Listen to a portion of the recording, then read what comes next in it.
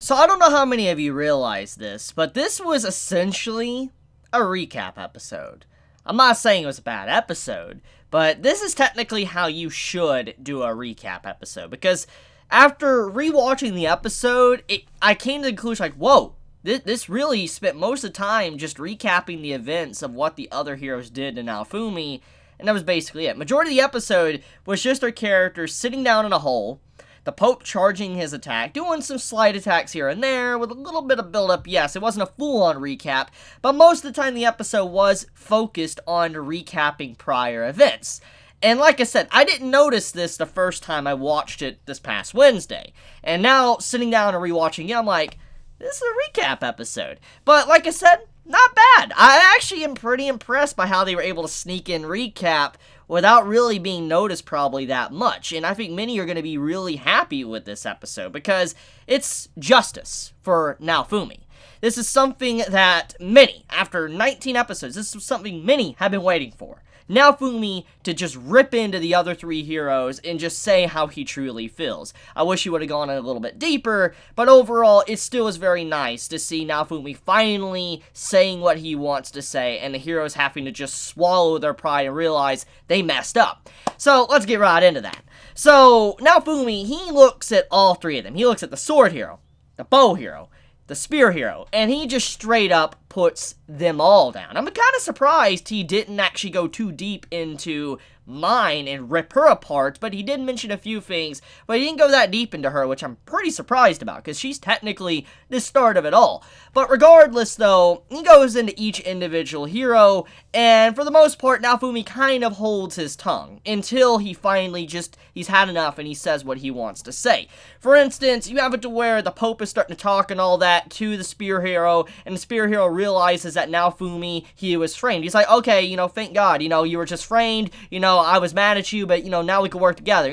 He gets this attitude about him. He's like, oh, yeah, everything's fine now. Acting like everything is going to work out. And I'm just like, dude, at least apologize to the man. Like, I know for a fact you could at least do something like that, but he didn't. He's like, it's fine, it's just a misunderstanding. Didn't offer any apology to Naofumi, and you could just see from Naofumi's reaction, just the way he looks at Spear Hero in that moment. He's like, are you serious? You're serious right now? You wanting to work with me? And you're saying like, oh, I guess I have to work with you? You're saying that to me? After what you just tried to do literally last episode, less than like 10 minutes ago, you were trying to end my life, like less than 10 minutes ago. And now you're like, oh, I'll work with you, oh, you were just framed, and you don't even offer an apology? I understand how mad I would be if someone did that to me. I have to say, Naofumi has some maturity to hold back some anger after that one moment. But Philo basically saying the spear hero is annoying kind of multiple times throughout this episode pretty much summarizes the spear hero. He is very annoying because he thinks he doesn't deserve to give an apology. Like, he thinks that he doesn't need to give one. I'm just like, come on, man. Have some maturity there. And then it's not just that. When the other heroes, like the sword and bow hero, pitch in, they start nailing the spear hero, kind of getting him down and all that, like, yeah, and all that, jumping in for Naofumi's defense. But then Naofumi's like, no, you guys ain't innocent either. Sword hero, it's your fault for me having to clean up after you when you destroyed a dragon, its body left there rotted and caused all sorts of curses. So, it's your fault for some of the things that's already happened to me. What happened to Raftalia, me even encountering the three, hero church or whatever. It's your fault for that.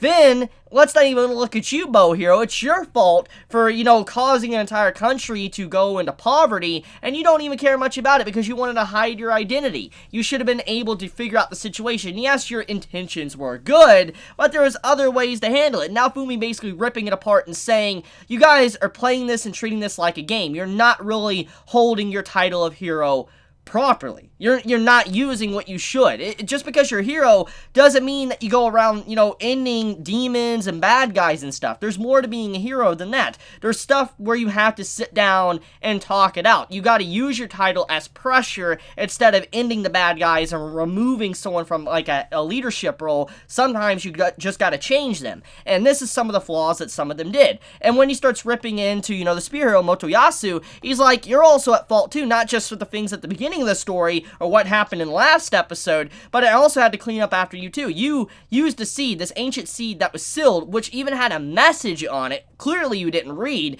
and you used this and presented it to the villagers that believed in you, and used that seed. And, you know, Yamato Naofumi's like, look, the villagers should have been incredibly aware of it too. He even states that. But he's like, because of them using it, most likely their impression, their, I guess, trust in the hero title is why they even allowed themselves to plant it in the first place. Because they were probably thinking in their mind, there's no way a hero would give us a seed that would kill us all. So when you think about that, that's what Naofumi's trying to say. You guys are not taking your title serious enough. You're talking about justice. There is no justice from you three. So seeing Naofumi just rip into each individual one made me so freaking happy. And I mean, after everything was said and done, I understand why Naofumi would not want to help them at all. He's basically like, you know, I'm gonna get out of this. We'll be fine and all that. And you basically see their expression like, really, man? You're being so selfish and all that. Like, they're telling him that he's being selfish after what they've done to him. After what he's done for them,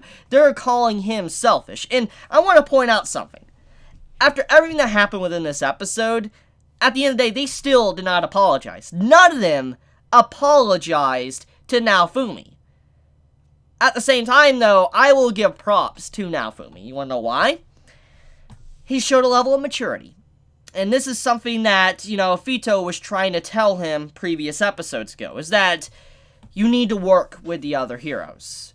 And she was basically saying that regardless of your hatred towards them, and you may not forgive them, you still need to work with them. You need to put aside your anger. You need to put aside your feelings towards these individuals and think about the greater good. Think about the individuals, the innocents that are going to be lost if you do not work together. And so Naofumi, when he talks to the three heroes at the end of this episode, he's like, look, I'm going to work with you guys, but I don't forgive you. I don't. I hella don't forgive you. Like, there's no way. And he's basically like, once I get out of this, I'm done. I'm done with you guys. But he was like, we'll get out of this, we'll work together for now. And he's like, I don't forgive you, which basically goes along with the lines of Naofumi basically stating he's willing to set aside his anger. He's putting aside his anger, his vengeance, everything, just to be able to think about what could happen if this Pope is not stopped. So, like I said, love the maturity from Naofumi. He admits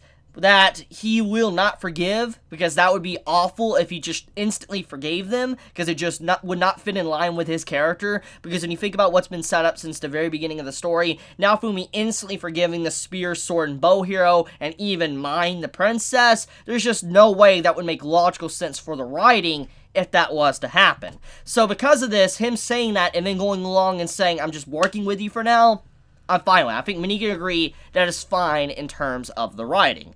Now, besides all of this, though, let's also talk about the Pope. So the Pope, I like how the entire recap section of this episode, when the characters are talking with each other, the Pope is like, thank you so much for you guys talking and all that. It gave me enough time to be able to charge my attack, and now he demonstrates and attacks Naofumi and then locks him in a cathedral. And I'm just like, wait, did that just happen? Like, let me explain.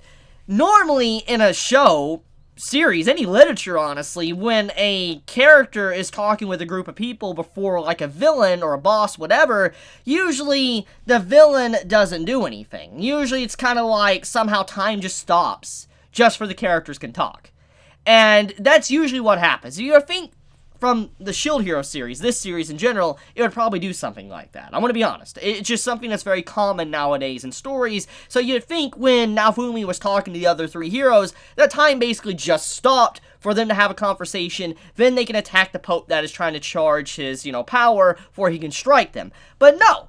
The Pope was still charging his attack, and he did fully charge his attack, which is something I appreciate, because this is not often you see that. It's been a while since I've seen a character go around that cliche of basically time stopping and attack them because they were just distracted doing their own thing. So I'm very happy about that. I just did not expect that from the Pope. I did not expect that from Shield Hero, and I'm very happy to see a cliche like that broken in this series. I know it's very minor, and not many people are really going to care about that, but I do appreciate the little things like that that really give more, I guess, clarity or immersion with a story, because, I mean, if the Pope still would have been charging and, like, no time progressed while they were talking, I'm like, what have you been doing, man? You didn't even try to strike them when their backs were turned or while they were, you know, doing their own little thing, but seeing how he fully charged it, I'm like, that's good job. I'm proud. So, anyways, let's talk about how the Pope's power works in the first place. So it is revealed that the sword the Pope is using is a duplicate weapon made from the sacred weapons that the individual heroes have, like the bow, sword, shield, and spear. It's like all 4 of those made into one, which seems incredibly powerful. It is incredibly powerful. However, because of how it's a duplicate, it's an inferior, weapon, it has high mana cost. It has it to where, because of its usage and how it's basically like this relic, ancient weapon or whatever, it costs so much mana that it's really hard to use. And I'm assuming the heroes probably can't use it because it's just not assigned to them. But even then, though, just the Pope wielding something like that could definitely be very powerful, especially if someone like an enemy in this series had a insane mana pool. Like if they somehow had infinite mana or they had a spell to constantly regen mana or something, it would be insanely powerful. So that weapon is broken. Thankfully, though, there is obviously a weakness, because there's only a limited amount of followers that's behind the Pope. And yes, there may be a lot, hundreds, maybe thousands, but it does not change the fact, because of how much mana it takes to do these type of spells, that there's just no way that he can keep pumping out insane attacks left and right, like it's nothing. Eventually, he's going to reach a wall to where it's over. So, it's mainly an endurance game. That's what this is about. If they can slowly whittle down the Pope's power, the mana pool from his followers, then he automatically loses. That's pretty much what this comes down to, is that the Pope needs to make a decisive strike and wipe them out instantly, or he's going to lose. Because if he takes too long, it's going to have it to where he's going to lose this fight, because of how that weapon works. Still a scary weapon, though. And I do wonder if that weapon, if there's other weapons created like it, or if one of our heroes could potentially use it. I'm really curious about that. But, I think I'm pretty much done. So, let me know your thoughts in the comments below. If you enjoy my content, please subscribe. If you like this video, please leave a like. And if you want to get notified for whenever I upload a video, please click the bell icon down below. And with that, Chibi out.